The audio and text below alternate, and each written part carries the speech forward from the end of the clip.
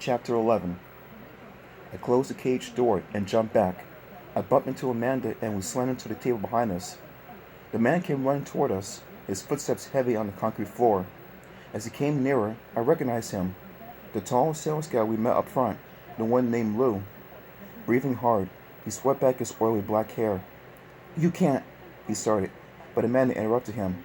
"We'd like to buy this cat," she said. She patted aside the cage. "No, sorry," Lou replied. "You shouldn't be back here. It's off limits to customers." "But we found the cat we want," Amanda insisted. Lou shook his head. "Sorry, guys. These cats are special. They're not for sale." "Special?" I said. "How do you mean special?" Lou gazed at me, but he didn't answer my question. He motioned to the door. "We need to get you out of here," he said. Amanda put on her best pleading face. She made her eyes really wide and her mouth all pouty. "But we really, really, really need this cat," she said. "We'll pay double," I said. I don't know where the idea came from. It just popped out of my mouth. "Yes," Amanda quickly agreed. "We'll pay double for this one, whatever it costs, and we'll be your best friends for life." That made Lou chuckle. His tiny eyes flashed for a second. "Trust me, guys," he said, shaking his head.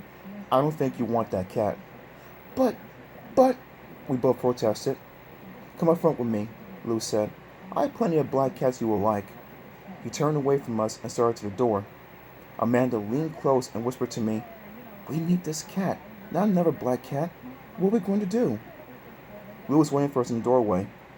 Suddenly, I had an idea. "We'll go up front with him," I whispered to Amanda. "Distract him somehow. Make a fuss or something. Just keep his attention. You're good at that." "And what are you going to do?" Amanda demanded. I pointed to a back door. It was narrow and made of solid wood, nearly hidden in the darkness at the far wall. "You keep him busy," I whispered. "I'll sneak back in here.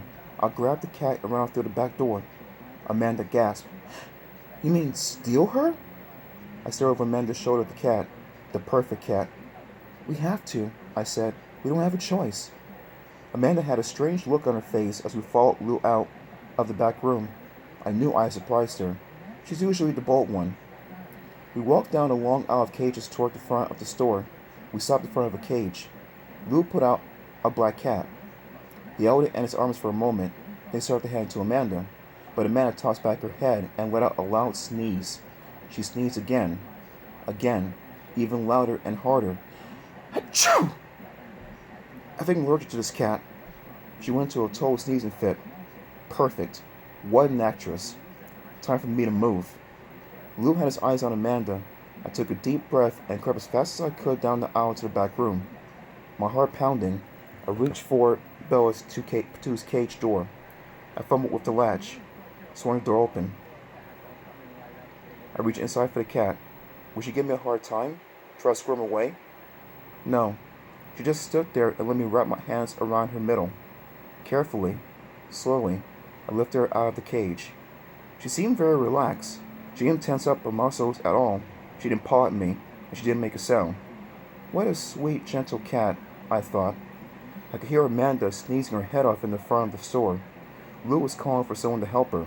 I lifted Bella too on my shoulder, and I strode quickly to the narrow back door. I held her tightly against me with one hand. I could feel her heart beating steadily on my shoulder. I gripped the door handle with my free hand and pushed. The door didn't budge. I looked for some kind of lock. No. I pushed again. The door was jammed. I switched the cat to my other side. Then I lowered my shoulder and smashed into the door. Pain shot down my arm, down my side, but the door didn't budge. I glanced all along the back wall. No other doors. I was stuck. No way out. 12. Next time.